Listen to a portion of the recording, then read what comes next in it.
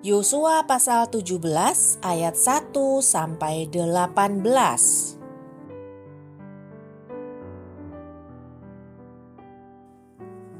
Bagian undian yang ditentukan bagi suku Manasye, sebab dialah anak sulung Yusuf, ialah demikian. Kepada Makir anak sulung Manasye, bapa Gilead, telah diberikan Gilead dan Basan, karena ia seorang tentara. Jadi bagian itulah yang ditentukan bagi anak-anak Manasye yang lain, menurut kaum-kaum mereka, yakni bagi Bani Abiezer, Bani Helek, Bani Asriel, Bani Sekem, Bani Hefer, dan Bani Semida. Itulah keturunan yang laki-laki dari Manasye bin Yusuf, menurut kaum-kaum mereka. Tetapi Zelafehat bin Hefer bin Gilead bin Makir bin Manasye tidak mempunyai anak laki-laki, tetapi hanya anak perempuan. Inilah nama anak-anaknya itu: Mahla, Noah, Hogla, Milka, dan Tirza. Mereka datang menghadap Imam Eleazar dan menghadap Yosua bin Nun, serta para pemimpin, dan berkata, Tuhan telah memerintahkan kepada Musa untuk memberikan milik pusaka kepada kami di tengah-tengah saudara-saudara kami. Sebab itu diberikannya kepada mereka milik pusaka di tengah-tengah saudara-saudara ayah mereka, sesuai dengan titah Tuhan.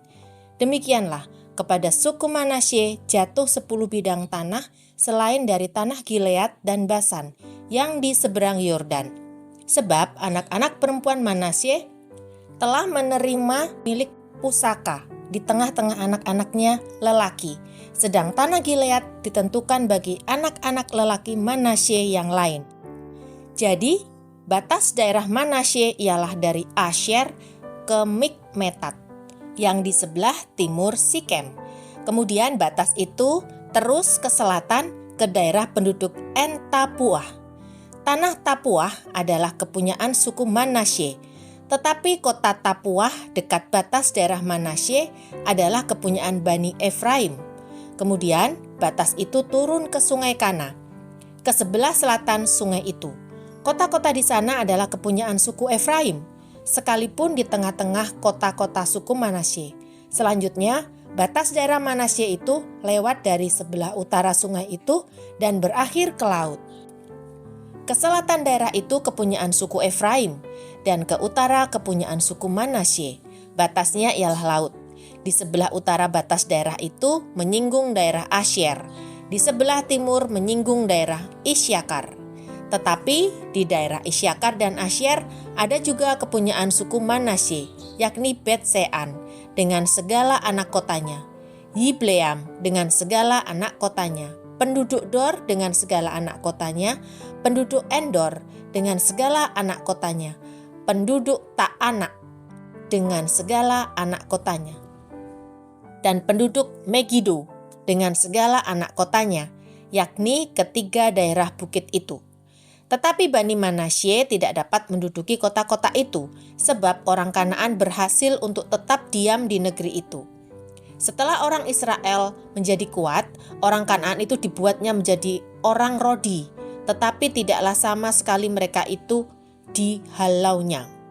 Berkatalah Bani Yusuf kepada Yosua demikian, Mengapa engkau memberikan kepadaku hanya satu bagian undian dan satu bidang tanah saja menjadi milik pusaka, padahal aku ini bangsa yang banyak jumlahnya, karena Tuhan sampai sekarang memberkati aku? Jawab Yosua kepada mereka, Kalau engkau bangsa yang banyak jumlahnya, pergilah ke hutan dan bukalah tanah bagimu di sana di negeri orang Feris dan orang Refaim, jika pegunungan Efraim terlalu sesak bagimu.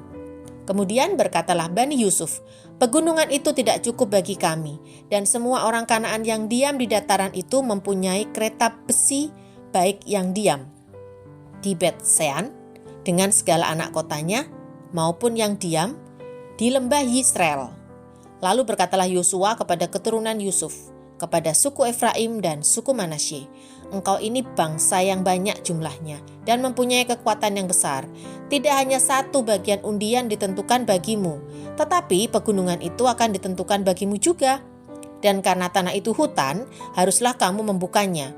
Kamu akan memilikinya sampai kepada ujung-ujungnya, sebab kamu akan menghalau orang Kanaan itu, sekalipun mereka mempunyai kereta besi dan sekalipun mereka kuat.